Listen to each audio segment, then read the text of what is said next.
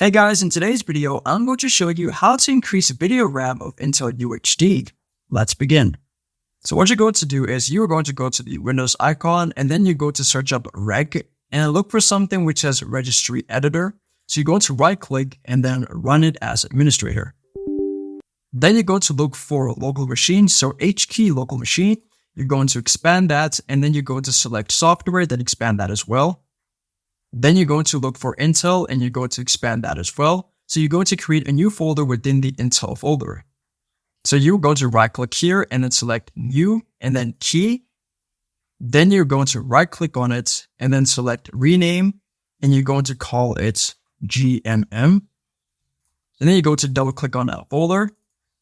Now what you're going to do is you're going to right click and then select new. Then you're going to go to dword 32-bit value. Then you're going to right click on this, rename, and you're going to call it dedicated segment size. Now what you're going to do is you're going to double click on it and you're going to make sure that it is set to decimal and you're going to change the value data to 1024. Then once it's done, you are going to select OK and then restart your computer. And there you go. If this video helped you out, then please leave a like and consider subscribing.